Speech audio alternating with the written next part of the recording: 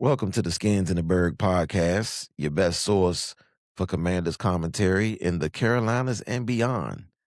I'm your host, LG. I want to thank everybody for tuning in, and thank you for the responses. The feedback I've been getting has been pretty good feedback. Um, I want to encourage everybody though to hit that like and subscribe button. I've been getting way more comments in person and on the phone and on other platforms than actually within the comments. So again, like, subscribe, and if you drop a line or two, that's appreciated as well. But in this our sixth episode, we're gonna dive into the performance of our new GM Adam Peters. It's going to be dubbed the Adam Peters episode where we grade what his performance has been so far. And for this one, we have a special guest, recurring guest. That's how you would say that, right? I'm talking to you, Yeah, Mom. yeah. Oh, a recurring guest on the Scares in the Bird podcast, none other than my mom, Patricia Gray. Welcome, everybody. And like I said, we're going to be discussing Adam Peters. First, what I want to say, I guess, to preface the conversation, is that me personally, however this grade shakes out when we get into our discussion, I'm just appreciative to be discussing a real NFL GM, whether he fails or exceeds, beyond our wildest dreams, or fails, beyond what we could even think. The results aside, I'm just appreciative to be discussing football and discussing a real GM that at least comes from some sort of football pedigree. We don't appear to be getting fleeced out of deals, however whatever the results of the deals are in terms of free agency and trades. We used to be the laughing stock in that regard, a mark, if you will, across the league because we had, as everybody know, Dan Snyder and whoever he chose to be his homeboy at the time, um, running the thing from you know, a football standpoint and just the administrative standpoint, organizational sales, all that, just a bunch of stuff where people didn't know what they was doing, in particular in the football department. So I'm very appreciative just to have a GM, regardless of what those results are. Um, but let's dive into that first. I mean, what just generally speaking, Mom, what do you think about the notion of like just having a real organization? I mean, do you take any sort of pride in that at all, or are you like, well, no, it's just the bare minimum. I mean, it's just about time. I'm not going to give them credit just for being professionals in the job without them having done the job yet. Where lie you in such a thing as a Washington GM? Well, I'm absolutely, you know, pleased with the aspect of really having a real GM. Um, I guess we'll get into him later, but it's refreshing, yes, to count ourselves among the real football teams Yeah, as far as the front office is concerned. right, right. Um, and not mentioning offices such as, you know, um, House of Representative so and so or Senator so and so involved in the conversation, but guys like Adam Peters and Lance Newark and Doug Williams himself. But okay, honeymoon and all that aside, it's time to grade their performance so far because I think after a couple of years, I know that the draft, um, sometimes it can end up turning out years down the road to have been like premature, to grade the draft a couple of years into it. I know that whatever the grade is now for his draft, we can look back on this a couple of years ahead from now and say, boy, what a ridiculous grade that was at the time.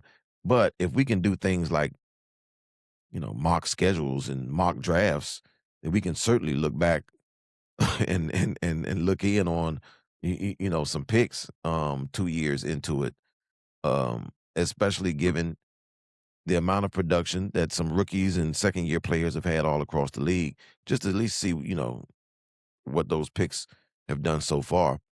But um, Yeah, let's take a look at some of these draft picks uh that he's had. Going back to the 2024 draft. So, of course, we know about Jaden Daniels. Probably every positive thing that you could say about Jaden Daniels going into the draft certainly showed up in his rookie season. He probably had one of the greatest rookie seasons ever in the National Football League. I know it's debatable, but just to be in that conversation means that was a definite hit, and not an obvious choice either, because there was definitely some other considerations after Caleb Williams at one. It wasn't a lock as to who the number two player should be. But he ended up having one of the greatest rookie seasons ever. Now, the one knock that folks did have on him has kind of reared itself in his sophomore season, which is with that small frame, is he going to be able to hold up physically in the National Football League? And so far, after 2 seasons, I mean, you've got all time great in the first season, and then you've got it playing out, what some skeptics thought could happen, which is him not seeing the field at all. So, as the Jaden Daniels pick, what would you give that pick? If we grade like, just simple, A, B, C, D, how'd you grade that pick? Well, the pick itself, I would grade it an A. Okay. The pick Yeah. itself. I'll go A, and because I don't think that he'll be I don't think it's fair to call him injury prone. That was one season. Certainly there's been some injured quarterbacks even last season, that whether you're talking about large frames, small frames, whatever. So I'll go A2, and I'm not going to grade each of these picks, but I just wanted to acknowledge that he does have in the 2024 draft an A at the first pick. Now, Dejean Newton was the second pick in the second round. You had Mikey Sainristil also in the second round. You had Ben Sinnott in the second round. Now those three picks, um, I just want to highlight the Mikey Sainristil and Ben Sinnott pick. To me, one of the things that you can grade, I mean, that we gotta kind of examine is draft day trades, because that has a lot to do with how you shape the roster. And on that particular day, when for they traded with the Eagles, they traded positions in the second round to gain an additional second round pick. The Eagles took that pick when they moved up with Washington, and they picked Cooper Dejean. So, you know, what I'm looking at with these two guys is, would you rather have Mike Sainristil and Ben Sinnott or Cooper Dejean? What you think? What would you rather? Would you rather have the combination of Mikey Sainristil and Ben Sinnott or Cooper Dejean?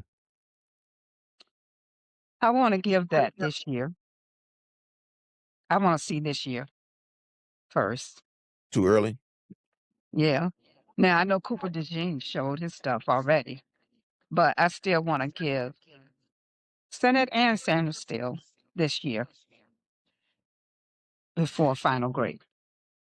Yeah, and I think there's an opportunity, just even if you leave Ben Sinnott out the equation. I think there's still an opportunity for Mikey to show better than Cooper DeJean.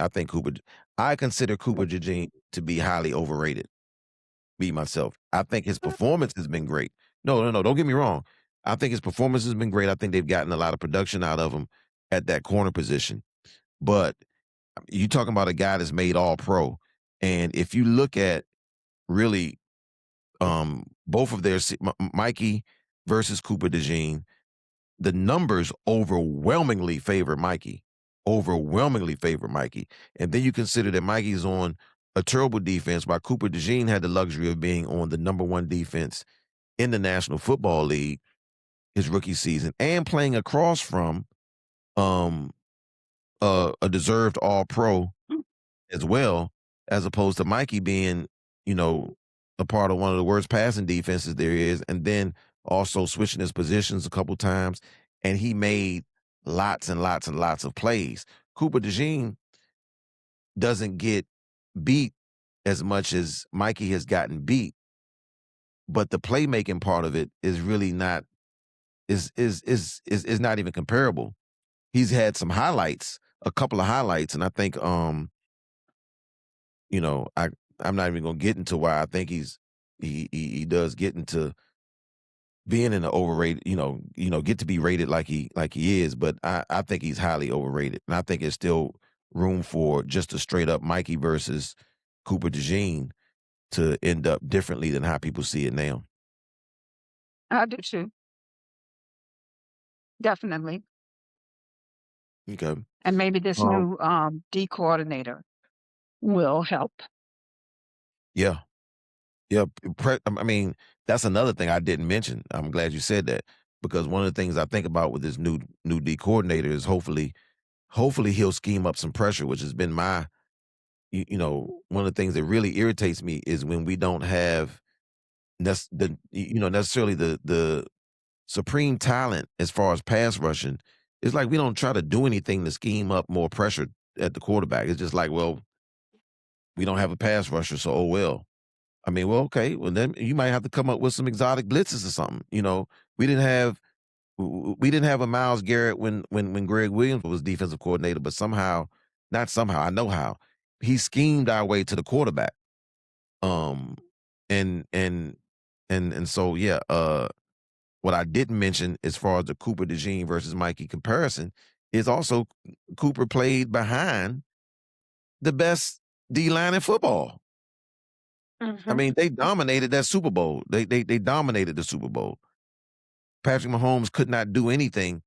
Um, so it wasn't even about looking downfield and those guys locking up anybody. He couldn't do anything once he snapped the football because those guys, Quentin Mitchell and Cooper DeJean, was playing behind the best D line in football. So that's another thing I failed to mention. But speeding more through that particular draft, you got Brandon Coleman, offensive lineman, started out as a tackle. Um, you got Luke McCaffrey, Jordan McGee. I want to speed past these names. Dominique Hampton and Javante Jean Baptiste.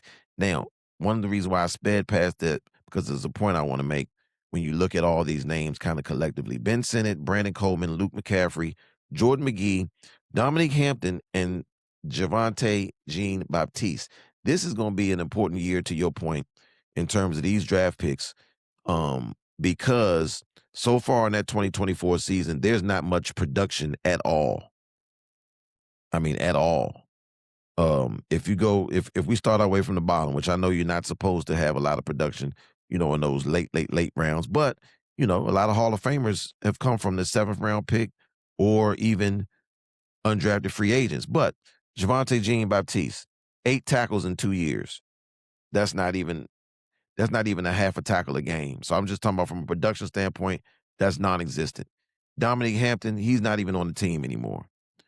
Jordan McGee, 38 tackles in 2 years. Again, we talking about, now we talking about a little bit over 1 tackle per game. Luke McCaffrey. Now, Luke McCaffrey is a receiver drafted in the third round. A receiver drafted in third round. I looked this up. Third round receivers: Terrell Owens, Steve Smith, Hines Ward, Isaac Bruce, Cooper Kupp, Terry McLaurin, Keenan Allen, Chris Godwin. You can get some Hall of Famers in the third round. So a third round nobody thinks a third round's a throwaway pick. So if you draft a receiver in the third round, I believe 2 years in, you should get more production than 15 catches for 160 yards in 2 years. I mean, He's a mystery man to me because his opportunities are not that numerous, but I guess there must be a reason for that. But yeah, he hasn't really given any production. We keep hoping, but I'm just wondering what is the hesitancy of using him more?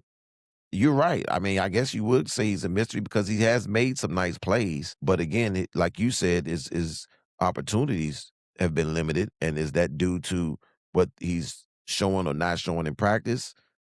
Is he getting open and they not finding him? I know during that rookie season there was a thing talking about, how he was getting open and Jaden wasn't going to him. So I don't know.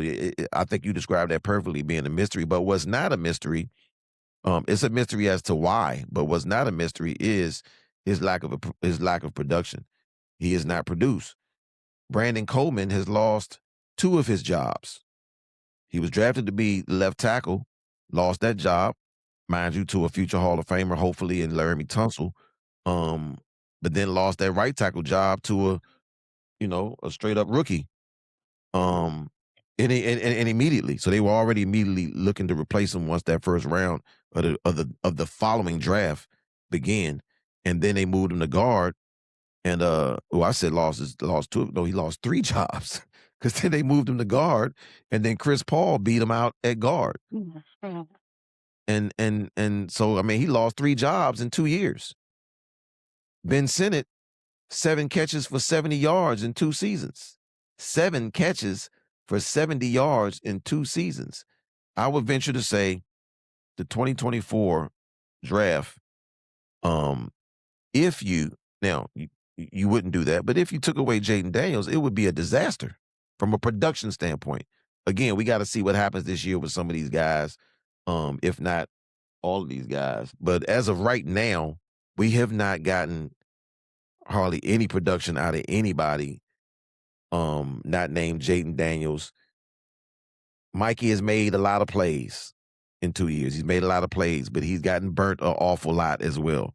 So it's kind of like like you said, we got to wait and see with those two guys. But minus Jaden Daniels, 2024 draft was a disaster from a production standpoint so far. Would you agree, or would you just say, hey, it's unfair? They need some more time?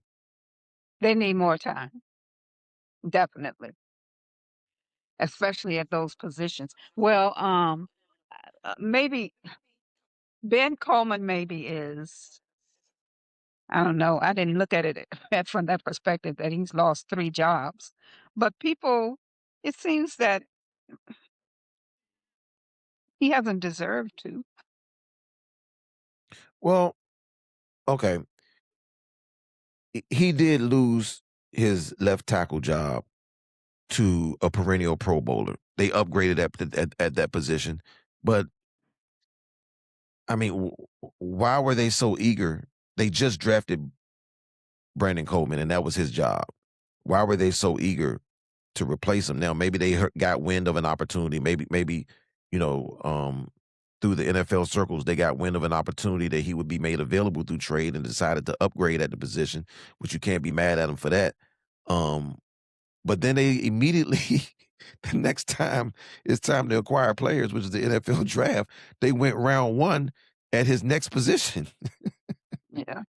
I mean, they went round one at his next position. Again, you can say maybe they saw that as an opportunity to make an obvious upgrade in talent. But again, at his position, and so then, he moves to left guard, and unfortunately, he sustained some injuries in camp. He wasn't able to stay on the practice field or the game, and he didn't perform well at all in those first. What I think he played the first 3 games. He didn't perform well at all. He got injured, little minor injury in practice that paved the way for Chris Paul to show what he can do, and he performed. And he performed. A lot of people thought he was going to get paid this offseason, but that's still 3 jobs in 2 years. Yeah, that's true. So yeah, I'll give him this year.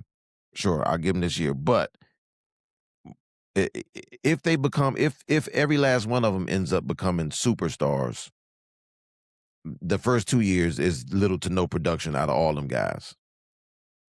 I mean, would that be fair to say? I mean, in the first 2 years, there's little to no production out of everybody not named Jayden Daniels, with the exception of maybe Mikey as well, who made plays but also got burnt plenty. Is that fair? But like I say, right, they didn't, but I still think the book is still open. Okay. All right. Well, we'll see. Because you're right. It is still open. Um. Well, let me ask you this. Okay. do you feel like, with the exception of Cooper, do you feel like some picks that were made after we made our picks would have been better? Oh, and so Cooper was before Sainristil. So do you feel like some picks made after those picks could have been better? I'm gonna include. I think we gotta include Cooper because they would. He was only after saying Sam Restrill because we chose to be. We had the opportunity to pick Cooper Dejean. We had Right. that pick, and we chose to trade down instead of picking Cooper at that spot. Oh, and we also could have picked him when we picked Dejean Newton as well. So we had the opportunity to pick him there as well. A lot of people had a first round grade on Cooper Dejean, and we had um, 2 opportunities in the second round to pick them. But, I don't know in terms of, like, who they could have picked otherwise in those following rounds. I mean, we're talking second round picks that have not been productive. So I imagine from rounds 2 to 7 in the 2023 draft, I imagine there's stars all throughout that draft. I mean, it's 2024. 2024, yes, 2024 draft. I imagine from the second round on down, there are stars in that draft. I mean, I didn't. I mean, I didn't do the math or I'm sorry, do the research on everybody else's pick, but I'm sure they're not all bust or non-productive players from that So you would second round just flat all out through call seven. out non-productive players, huh? Well, I mean, just one more again. I mean, you've got one with 8 tackles in 2 years. That's less than that's less than half a tackle a game. You got one that's not on the team anymore.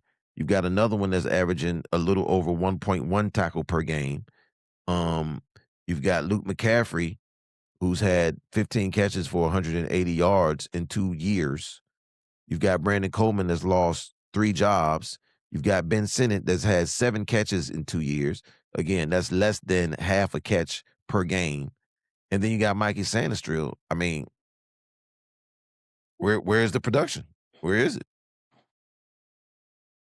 I can't find it. Dejean Newton, the first second round pick, is probably the most productive, but at 7 sacks in 2 seasons, I mean, you're still talking about, you know, 3 sacks, 3 sacks in the season. I mean, that's 3 sacks in the season is not doing it for the defensive player of the year in the Big Ten. I mean, 40 Yeah. tackles in 2 years. That's 20 And tackles a game. I mean, 20 tackles in a season, if on average, which is a little over a tackle a game. I mean, no, no, no. And then you got okay. Jaden Daniels. I mean, I like those guys, but I'm just judging production. I'm not even. Again, I'm leaving room for all of them to flourish. Maybe all of them are coming to their own this year. As far as the production the last 2 years, it's just. I mean, it's not there. I mean, I'm looking at it's not there. Um, and maybe one of them will like I said will end up being a Hall of Famer, but so far it's not there. But 2024. I'm gonna go through the names, but I can tell you right now, 2024, from a production standpoint, blows out. I'm sorry, 2025. The 2025 Commanders draft, from a production standpoint, blows out 2024 with less picks. I'm sure it does because I'm just, Blows them out the water.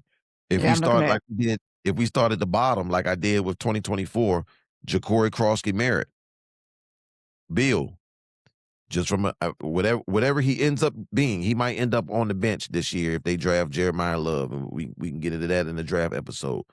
He might end up being second string. He might not make the team, but from a production standpoint, in his first year, you know, 805 yards, 4.6 yards per carry, a couple of nice long bombs.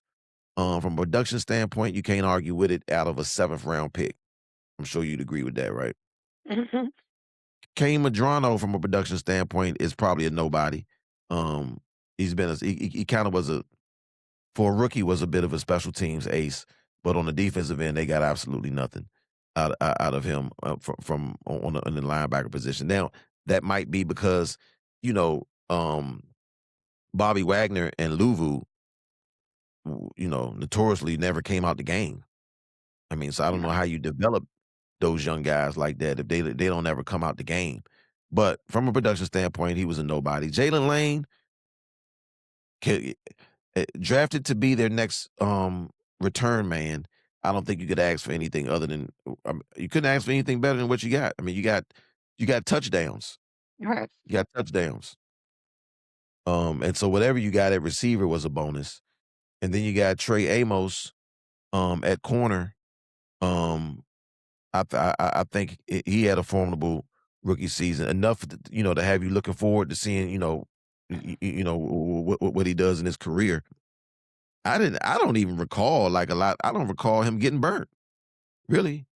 I mean, and for a defense that allowed so much, I don't recall a lot of times when it's some of those frustrating moments by the defense. It was him giving up plays. You had It a lot wasn't. of Lattimore, and some of those other guys, but not him. And then Josh Connolly, who struggled in the beginning against some tip top um pass rushers, uh, but I think came into his own as the rookie season Mhm. continued. So what you think about the 2025 draft? Yeah, I would agree with you. They were a lot more productive than 2024, and I can see that, we haven't even seen their upside yet. Yeah, I'm kinda looking forward to that and thinking we'll see even more. And less, a lot less picks too. They had a lot less opportunity to fail. And like I said, they blow them out now. That could turn around this year. Who knows? But as far as production right now, I think they blow them out. So as far as drafts go, and I'm glad there was a lot more production this year because they needed it with all trading away those some of those picks. But as far as drafts go, just overall, what would you give Peters as far as his draft overall, considering everything we just talked about? Maybe, B minus, C minus, B minus, B B as in minus, boy. Yeah. B minus. Okay, okay, that's that's mm, okay. I guess that's a good grade. You would say he's had overall speaking, he's drafted well. Can I W translate that into that? well, a lot of that, though, is still gonna lean back to I need another year. Okay, that's fair. So, when I'm looking at 2024, I don't know, this is probably not even worth much, but the little flashes that we're seeing, that's what makes me say give it another year. Okay. All right. Yeah, I think that's fair. I would probably go C plus. Okay. B minus, Yeah, C plus, potato, potato. C plus. Only reason why I think I would go average.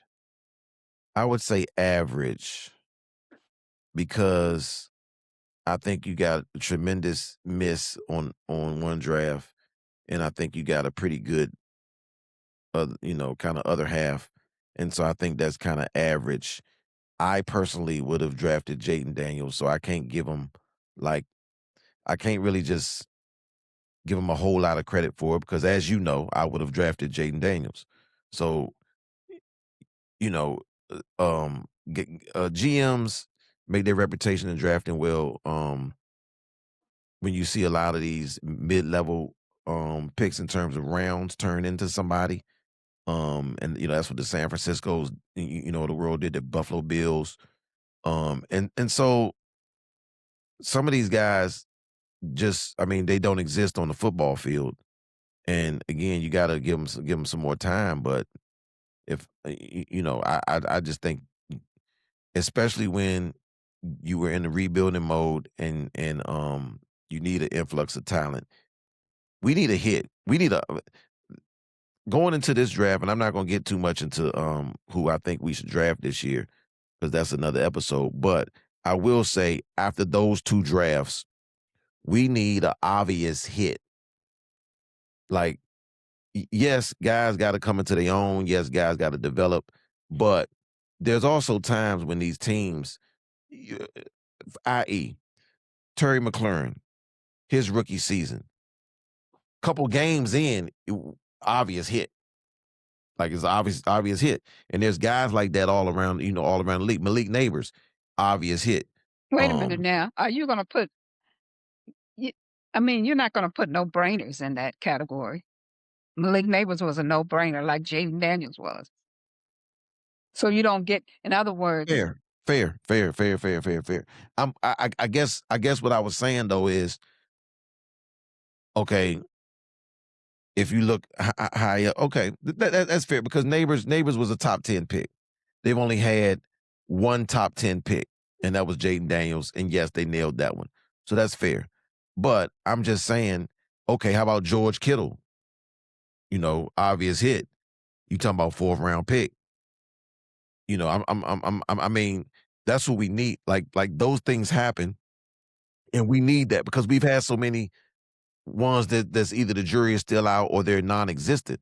I'm just saying I'm not even saying they need to like start hitting those two or three a pop. I'm just saying we need another one. We need a Terry McLaurin type, okay, third, fourth round pick that's like, ooh, they smoked that one. That's gonna be a luxury having this guy at a fourth round pick rookie contract for the next 4 years. I mean, one of those, we need one of those, is what I'm saying.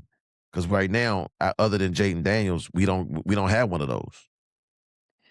when is the last time you think we've had one of those? The last player?